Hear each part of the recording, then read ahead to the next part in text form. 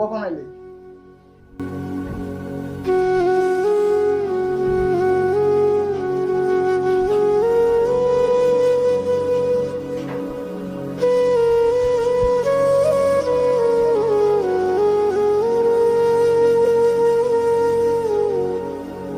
কিরে গিয়াস, মন খারাপ কেন?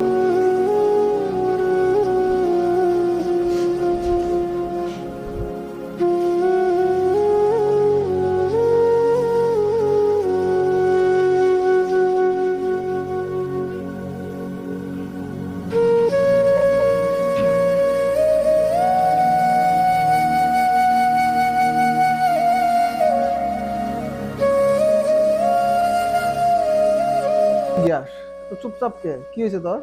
কোনো সিরিয়াস কিছু? না, এমনি একটু।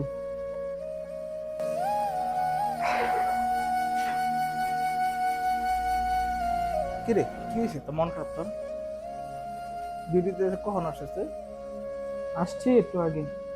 ভালো লাগতেছে না, বাড়ির জন্য মন খারাপ হইতেছে। কি হয়েছে?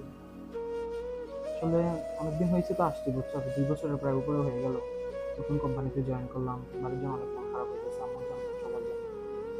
কি আন্টির করার? কি হয়েছে? আন্টি কেমন আছে? আছে আলহামদুলিল্লাহ, আম্মু ভালোই।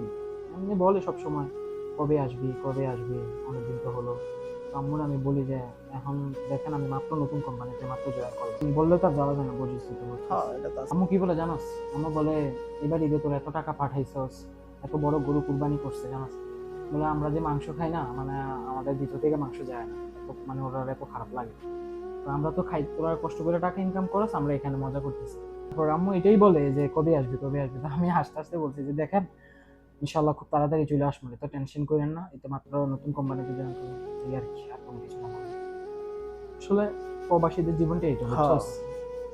দেখ, এখানে আসছি আজকে কতদিন, তারপরে ফ্যামিলির সাথে দেখা নাই, কোনো কিছু এগুলো নিয়ে একটু মন খারাপ আর কি বলবো, বুঝছস। আর কোনো প্রবাস কিছু জিনিস না। এরকমই, সবারই তো একই অবস্থা না, ফ্যামিলি নিয়ে। হ্যাঁ ইনশাল্লাহ দেখি, জামুই বলছি তো, হ্যাঁ দেখি কি হয়। চল বাইরে যাই, ঘুরে টুরে আসি। যাবি কোথাও? ভালো না লাগতেছে থাক, না? দিদির কাছে আমার শরীরটা খুব খারাপ লাগতেছে।